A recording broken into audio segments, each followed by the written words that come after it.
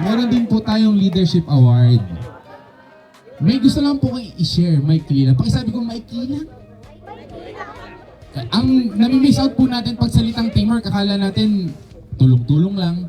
Pero malaking factor sa teamwork ay ang leadership. If you were to ask, what is the opposite of teamwork?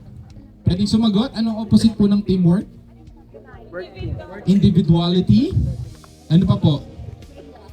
Quiz bee pala ito, hindi pala team building. If I were to ask, tagal ko po itong ginagawa, 2 weeks na. Ang opposite po ng teamwork ay pride.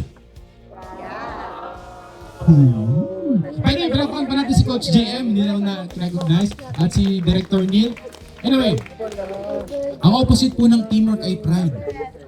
Kasi mas mahalaga yung offer ko, yung galing ko, ang pansinin nyo.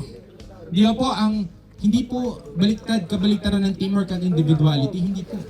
Kailangan po ang individuality sa teamwork. Will you please repeat it? Kailangan po ang individuality sa teamwork. Pagkasabi nga po, chain.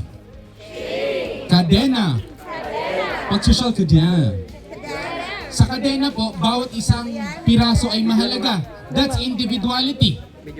Pag may isa lang po doon na marupok, meron po ba ditong marupok? Mabilis mahulog. Tandaan niyo po, hindi mali ang magmahal, mali ka lang ng minahal. Paano masabi? Individuality. And dito po sa bibigyan natin ng award ay i-recognize natin yung mga nag-step up. Nangyayari po kasi ang maayos na teamwork dahil merong nag-step up regardless of the position. Alam natin, matatalino na kayo. Hindi title ang leadership. Kundi para sa akin, it's humility. Willing ka na gawin yung dirty work, willing ka na kahit di ka kasali, mag-cheer ka.